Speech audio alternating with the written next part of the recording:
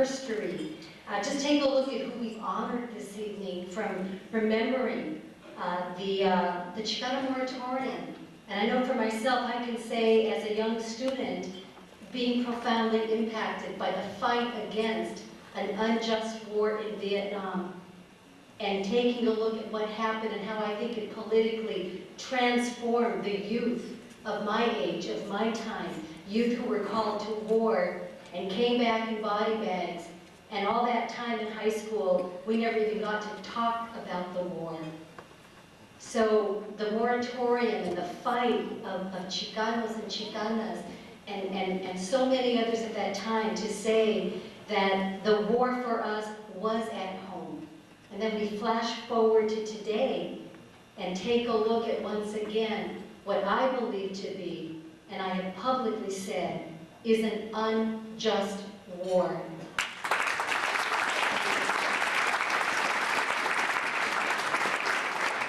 And that doesn't mean that we don't support our troops. We do. A 21-year-old private first class named Francisco Martinez from my district in Norte, who immigrated from Guadalajara, Mexico, was killed just this past week in Iraq.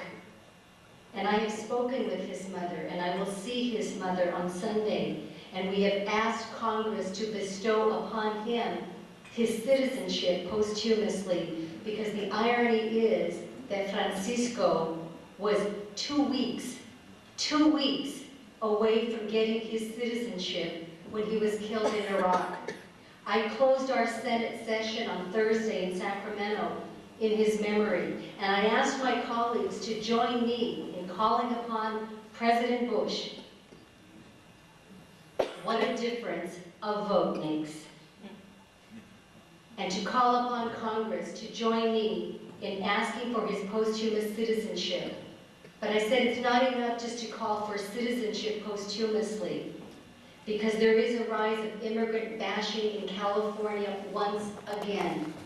And when any one of us stand to remember all of the immigrants, and you look at the figures nationally in California, immigrants who have decided to enter into the military to defend democracy, it is not enough that we deny immigrants driver's licenses or the rights to work or access to education or access to health care. That becomes a hypocrisy that we have to face. So flash forwarding from the Chicano moratorium to all the marches, not only here in Los Angeles, but throughout California, throughout the world, and to see young people actively involved, it is the same struggle. It's an honor to be here and to see Dolores Huerta and to stand with her. And just yesterday, she and I were advocating for the rights of casino workers who are denied their basic organizing rights. It's incredulous to hear the testimonies of brave, strong men and women standing up to the bosses. I mean, things change, but things don't change that much. Esther, who again too is one of the unsung heroes, my constituent in fact, and it's so wonderful to see Esther and to have her gain the recognition today, because I will tell you, anybody in East Los Angeles and in the farm workers movement especially knows the work that Esther does, and it's terrific. To be here and to be able to see the son, Ernesto Nava, of our hero, Pancho Villa. I mean, as a student in Chicano studies at Cal State Long Beach, to have opened up the books and read about the great General, and to think about the march, for dignity, for justice. It's absolutely incredible. And I remember reading the Los Angeles Times about the discovery, and to see you this evening, Señor, es un honor hablar con usted y dar también nuestros saludos a usted y nuestras gracias también. It's just incredible to see you this evening, and thank you. So the history that's captured in this room is absolutely incredible, and that's what I believe Chicana and Chicano Studies does.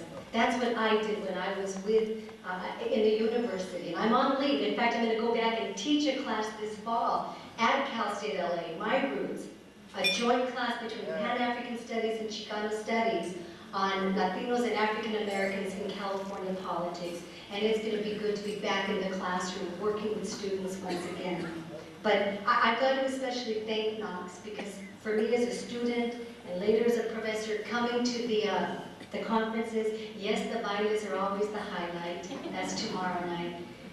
But so much that was exchanged in the critical theory and research and how we advance our communities, and truly the commitment that this is not just information, it's not just knowledge, it is how do we create social change. You know, the old adage that it's not enough to just interpret the world, but we must change it.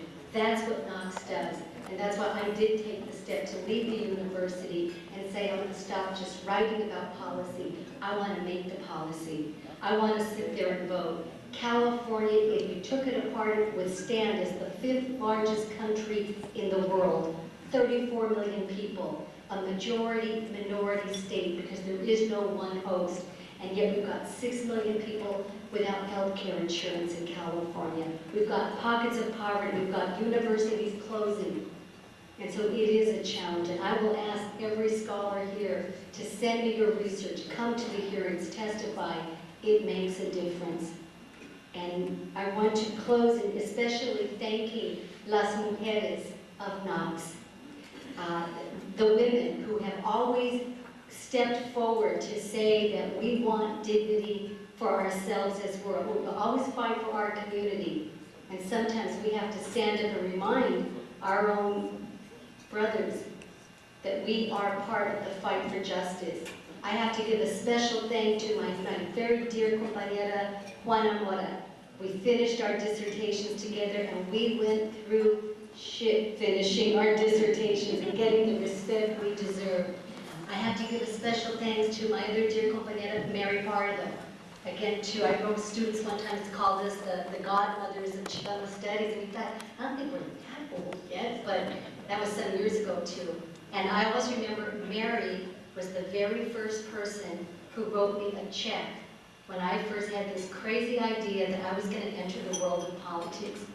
I never thought I would do it, and it was interesting to see how a coalition came forward. A lot of mujeres and working people, janitors and garment workers who stepped forward to help a daughter of working class folks be able to go into the California state legislature. And I will always remember Mary Pardo gave me that very first check, and I will always remember that.